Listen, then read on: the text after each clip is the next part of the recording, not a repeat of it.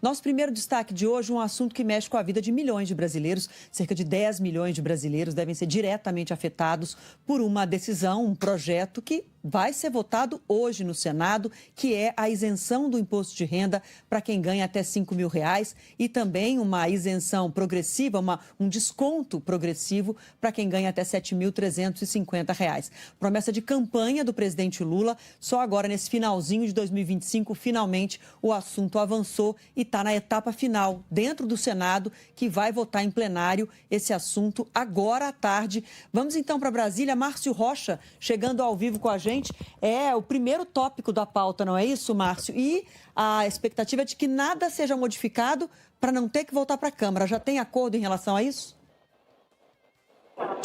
Oi, pessoal. Boa tarde para vocês. Boa tarde a todo mundo que nos acompanha. Pois é a qualquer momento que o plenário do Senado vai fazer essa votação desse projeto que trata do imposto de renda, né, da isenção do imposto de renda para quem ganha até R$ 5.000 por mês. Mais cedo, a gente teve a votação na Comissão de Assuntos Econômicos aqui do Senado e nessa votação esse projeto foi aprovado de forma unânime, né? E exatamente por causa disso que o presidente do Senado, Davi Alcolumbre, soltou uma nota mais cedo falando que vai colocar, né, esse texto para ser o primeiro item da pauta de votação dessa quarta-feira. Segundo Alcolumbre, a decisão reflete a relevância do tema para a sociedade brasileira e o compromisso do Senado com o aperfeiçoamento do sistema tributário nacional. E aí, se ele for aprovado, ele vai para a sanção do presidente Lula, que precisa sancionar esse projeto até o final deste ano para que ele possa valer já em 2026. O relator da matéria, que é o senador Renan Calheiros, disse o seguinte, que trabalhou para evitar que o texto voltasse para a análise dos deputados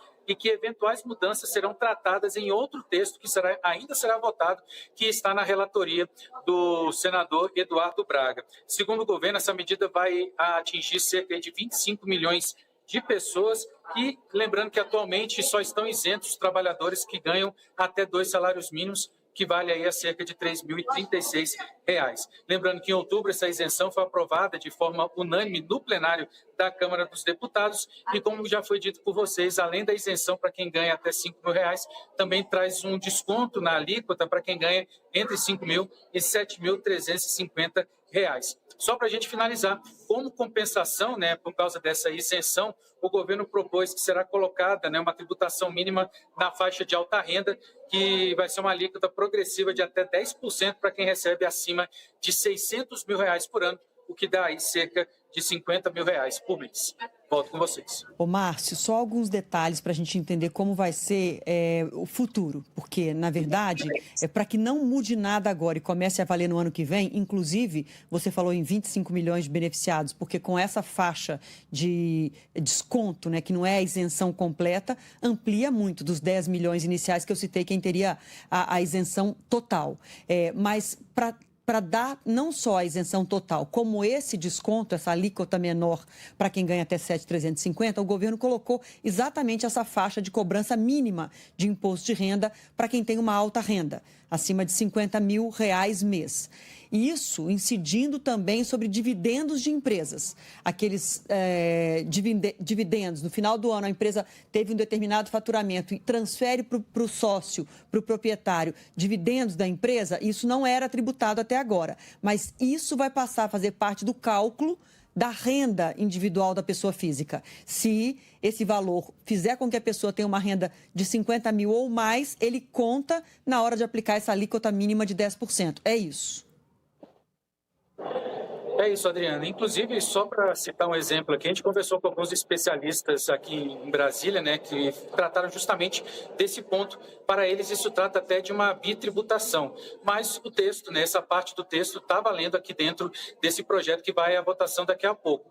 Mas eu falei anteriormente sobre a questão desse outro projeto que vai ser relatado pelo senador Eduardo Braga. Nesse texto do Eduardo Braga, a gente vai ter também a taxação de outros setores, como os bancos digitais, as chamadas fintechs, as bets, os sites de aposta esportivas da internet e outros setores que vão ter a alíquota aumentada, não nesse projeto que está sendo votado agora, mas nesse outro que vai ser um complemento desse projeto que vai à votação daqui a pouquinho, justamente para chegar, né, o governo conseguir alcançar essa tributação e pagar essa isenção para quem ganha até R$ 5.000 por mês. Como eu disse, começa agora aqui no plenário a votação, daqui a pouquinho, a qualquer momento, dessa isenção de R$ 5.000, mas outro projeto que está sendo relatado pelo senador Eduardo Braga ainda vai ser discutido dentro da Comissão de Assuntos Econômicos do Senado, justamente para complementar essa isenção.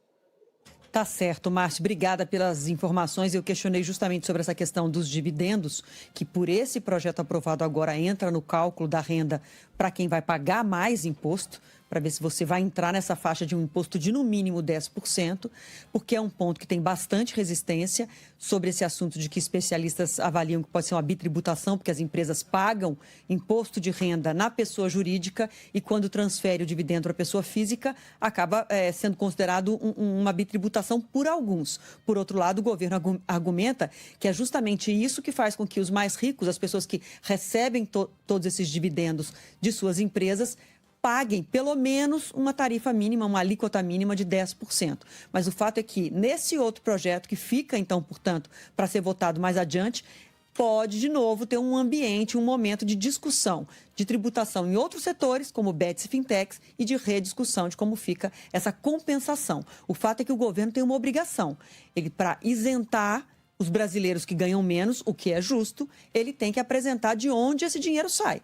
Porque isso não pode representar um aumento de carga tributária para todos, generalizado, e nem pode ser mais uma razão de desequilíbrio das contas públicas, que já representam um problema, esse desequilíbrio já representa um problema significativo para o nosso país.